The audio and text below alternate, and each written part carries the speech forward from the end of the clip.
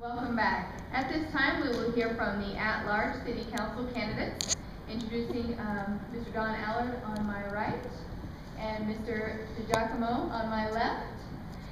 We will again start in the order that they appear on the ballot. And Mr. Allard, you have 2 minutes for opening remarks.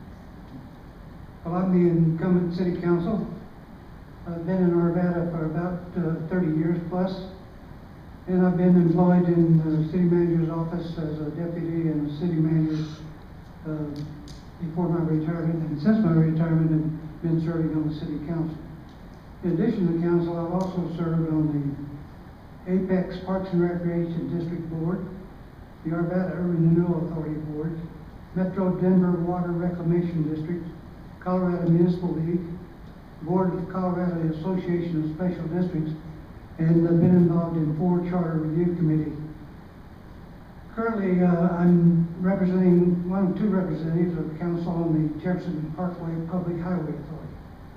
I'm a graduate of the University of Missouri, served 2 years in the U.S. Army, and I have a master's degree from the University of Kansas. And my priorities are prudent spending of taxpayer money, taking good care of what we have, and completion of the several projects that we now have underway, as well as review of the comprehensive plan for the city of Arvada. Thank you. Mr. Digiacomo, you have 2 minutes for opening remarks. Hello, my name is Allard Digiacomo, and I'm running for Arvada City Council at the at-large seat. That means that all Arvadans can vote for me. So I got to do a lot of walking here. I'm a longtime local, graduated from Arvada West High School, so I know the issues very well. I went to the University of Colorado for my undergraduate degree, and I went to Montana State in architecture. I've been 27 years in the architecture and land planning profession. I believe that I have a very compatible skill set to make decisions to help regarding the major development processes that are coming up in Arvada. I got in this race for a number of reasons. I wanted to bring community, integrity, and vision to the council chambers. I will bring a fresh approach to city government. It's very important that we look to progressive ideas, to do our research. There's so much information out there. There's so many experts for anything that we need to do. We need to tap into those and bring them to the table. I will work hard to be a better keeper of taxpayer dollars for both residences and businesses. I feel like over the last few years, there's been a rubber stamp kind of writing checks in the city, and I think that needs to stop. I will make sure that we do not give away hard-earned tax money to corporations, like the Walmart developer, the recently approved electronics store this week of $2.5 million, the Target Center. These totaled $11 million, and that's just the tip of the iceberg. Have these subsidies paid off? I will accomplish this by changing the procedure for public input on all development projects. I think there needs to be a look at the land development code and see if there's ways we can get the citizens more involved. We need to maintain the small feel of Arvada that we all love. I will be available, approachable, and a better listener. I have high energy, and I will work tirelessly for all the citizens of Arvada. Please vote Digiacomo. You will not be disappointed. Thank you. And you're first on the next question. City Council recently approved a public improvement fee for a redevelopment project. When do you think it is not appropriate to use a public improvement fee? Okay, the big question, the dirty word in this community right now, TIF funding, redevelopment projects. I think almost in all cases, we have to deny the funding unless we have really, really good reason to do that. I was strongly opposed to the Walmart project. There were so many other things I think that we could have done there, but our hands were tied on previous projects within the Aura redevelopment and so the council felt like they had to do that. I think before we do this again, we demand the economics be provided and that everybody clearly understands that these will pay off in the end and what their sort of return on investment is for those projects. We need to defer to economists and experts to prove that this type of subsidy pays off. I don't have all the answers. I don't know if anybody has all the answers here, but we need to find them and find out if this kind of development pays off for the citizens of this city. Thank you. Mr. Allard, City Council recently approved a public improvement fee for a redevelopment project. When do you think it is not appropriate to use a public improvement fee? Well, first, should emphasize that projects for redevelopment or new development are made by application to the city council. The city council does not have a formal written policy regarding this particular fee. It would depend on financial feasibility, the impact on the adjacent property. The location may not be a good one. I think we would have to take into account our water supply. It would depend also, I think, if it was a redevelopment project as opposed to a new project, but whether or not that project had simply been badly managed and poorly supervised and was simply being redeveloped because of some bad reason. But most of all, it would depend on an analysis of the individual project and determination by the majority of the council as to whether the community good and the adjacent neighborhood might be impacted in a favorable way or in adversely. Thank you. And you're first on this next question. Do you support higher density, including higher building heights, in transit-oriented development project areas? Do you support the current proposal for a larger parking structure between the Old Town Movie Theater and the Old Town Station platform?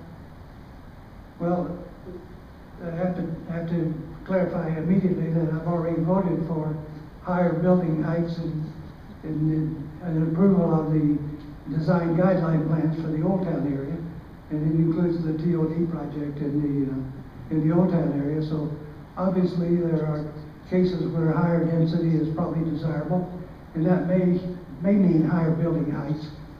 It again would depend on the topography. It would depend on the individual project. And in general, I think because of the limited amount of land that's vacant in the city of Arvada, we're going to have to consider higher buildings. The question is, of course, and I don't have a fixed opinion on this yet, is how high is high? And that would have to be looked at individually. In regard to the parking structure, there's obviously a parking problem in Old Town. We're kind of on the bad side of the coin. The good side is our Old Town is developing and becoming more of an activity center. The bad news is that the automobiles are still with us, and there's a parking problem in Old Town. So obviously I do support a parking structure of some kind in the Old Town Station area. I think that's necessary for Old Town businesses and activity, and certainly when the GO line is open, there will be a need for parking to accommodate the passengers. Thank you. Mr. Digiacomo, do you support higher density, including higher building heights, in TOD project areas? Do you support the current proposal for a larger parking structure between the Old Town Movie Theater and the Old Town Station platform? With regard to the TODs, well, let me just say first of all, yes, I do support limited cases of higher density and of increased heights. But once again, TOD has gotten to be another four-letter word in this community, and it's unfortunate because there's really a lot of good things that are going to be coming out of these transit-oriented development projects. One of the things I learned as I walked the streets, I found out that people don't even know what TOD is, and I think that's a shame because there's a lot of people in this community that would have an opportunity to explain that somewhere along the line to us, and we need to do that. We need to educate the people so at least we know that we're not talking in monikers and things that they might not even agree with. But mostly, I think we need to look at it on a project-by-project basis. Let's take the Park Place Old Town, for example. The height went from 3 to 5 stories, and there was nothing given to the city, really, to me, as I look at it. I researched this pretty thoroughly, and if we're going to talk about these kind of projects, we need to talk about trade-offs. I mean, if you're going to give an extra 2 stories to a developer, then tell them, okay, then you have to maintain the character of Old Town architecturally. And that's what we need to do. It can't just be give, give, give. We have to say, okay, we're going to give you this, and you're going to give us that. And I think that, once again, we're not seeing that kind of a give and take in our community right now, in our government. We're just, the developers, the retailers are coming in, and they're bullying us around, and there's no reason they have to do that. Arvada is a desirable place to be. They should be paying us to live to come to Arvada. The commerce is there, the income is there. There's no question about it. Look at our economic development numbers. We have everything it takes in Arvada to thrive. We don't have to keep giving. So that's a long way of saying, yes, I think we do, and there are some areas, maybe even, maybe to some degree. I looked at the report for Old Town. No, sorry. And you're first up on this next question. Do you think the city should take a position on Amendment 66, and if so, what position should they take? Well, this is a tough one. You know, I lived in small towns a lot of my career, and they have just always, you know, quick to jump out and make decisions on these things and for the citizens. I think we all know that our education system is underfunded, and that's important to try, you know, options to see how we can get more money into the coffers. I personally would say, I personally would approve that, or I would, you know, I would vote for that. You know, right now the Jeffco numbers are very bad. Our schools need help, and I think if there's incrementally any way we can do that, I think we should try to do that. So, and secondly, like one of the other candidates said, you know, this is just a recommendation. I think the city should do that. People are looking to people like us to make some strong decisions and gather all the evidence, and that's what we do. That's what we're paid to do, and that's what we're elected to do. So let's decide, put 7 heads together and all the resources we have, and see what comes out of it, and see what maybe we can make an informed decision. In the end, they're going to make the decision in the voting booth. We don't have to. We're not telling them to vote. We're not showing them. You know, we're just offering our opinion. And I think that in a lot of cases, as I walk the streets, I think that there's people out there that are looking for a strong council and that can offer their opinions and share their ideas with citizens a little bit more. Thank you. Mr. Allard, do you think the city should take a position on Amendment 66, and if so, what position should they take? I think my opinion is that the city should not take a position. I'm not that familiar with the detail of the amendment. I am, of course, very familiar with all the arguments about schools are underfunded and the added tax burden, and every little tax increase adds to the citizens' tax burden, whether that's a sales tax or a property tax or a school tax or a fire tax or a city tax or even a state tax. It all adds to our total tax burden as a citizen. We have an elected school board. I think it's perfectly capable of promoting their own interests and their own needs. And generally, at least in my particular case, and this may be a bad admission on my part, I don't follow school problems. I'm not informed about their exact financial needs, and don't have you know, a very well-informed opinion as to whether the school system's doing a good job or bad job. I see the publicity that we all see, and in general, though, I think the school board should make that decision. And while I agree that a good school system is certainly a part of a good community, and it's very important to all of us individually, I just don't think the city council should take a position. Thank you. And you're up next. You're up first on the next question. There is a possibility that there will be a statewide sales tax increase of 0.7% to be used for transportation and transit on the ballot for 2014. Do you think the city should take a position, and if so, what position should they take? On this one, I think we should take a position as a city government, because we are all affected by transportation needs as a city and as a state. Most of us travel on state roads as well as city streets, and certainly we're interested in tourism, and certainly in the sense that they bring a lot of sales tax dollars to our state. Some of that obviously comes to Arvada, a lot of it goes to the other cities, but I do think transportation is a very, very vital part of a good state, a good county, and a good city, and I think we should take position. Thank you. And Mr. Digiacomo, there is a possibility that there will be a statewide sales tax increase of 0.7% to be used for transportation and transit on the ballot for 2014. Do you think the city should take a position, and if so, what position should they take? Well, I agree with Mr. Allard. In this case, I think the city, you know, it is vital to the city, and it does affect the city, you know, citywide from east to west, north to south. We've got some very important traffic and transportation issues we need to address. And if there's any way that we can get additional funding for this, I think it's great. And I can't imagine the city, you know, not wanting to take that position. I've been in architecture for 27 years, like I said, and when I worked in the mountain towns and resort towns, and people came and bought lots in our mountain towns and in these beautiful areas, they were amazed at low property taxes in the state of Colorado. We have some of the lowest property taxes in the state. So, you know, so we can balance it. A little bit of tax here, a little bit of tax there, but you know, we're already low on the state tax, property tax issue, so I think we can balance it. When it comes to transit, we also need to look out 30 to 50 years, and the only way we can do that is with this type of funding. But one thing with regard to transportation, we need to have a more sustainable transit. We have electric and hybrid cars now. We have natural gas vehicles maybe coming around the corner, hydrogen vehicles. There's a lot out there that can help us with this. With all of this technology and everything in the transit, together we can incrementally get closer to a less car-dominant world. I really think that's important, and I think that's a goal for the city to be, and if this helps, then so be it. Thank you. And you're first on this last question. Do you support the completion of the Beltway? Okay, like Ted said, you know, this is not going to be a yes or no answer this time, and I'm kind of glad it isn't, because after my yes at the other chamber forum, I thought a lot about this, and I would say it's a qualified yes.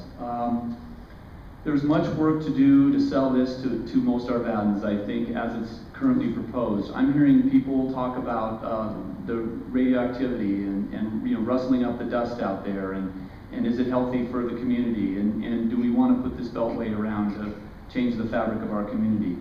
Arvadans are used to our open space there. That's what makes Arvada special. Go anywhere else in the metro area, and that beltway kind of confines it in some ways. I think it's important to keep that rural feel, and I'm afraid that this might affect that. I just wanted to read something that I wrote a little earlier. I think the existing proposal has not considered the fact that a major roadway like this will create a physical division to our perimeter. We need to think hard about the type and scale of the road and noise impact on the surrounding neighborhoods. The impacts of traffic noise from a divided highway of any sort, of any scale, is just as important as the visual. I think, as we all know, how you get close to any kind of a freeway, I-70, US 36, it's very noisy, and that I think is something that we have to concern ourselves with, concerning the livability of the neighborhoods that are going to be around that. They're just going to be a lot, constant noise and reverberation of that. So I think we have to thoughtfully consider the solution. Thank you. Mr. Allard, do you support the completion of the Beltway? The answer is yes. Of course, I have no alternative. I'm one of 2 council representatives on the Public Highway Authority that is trying to get the roadway built with a private developer and be a toll road.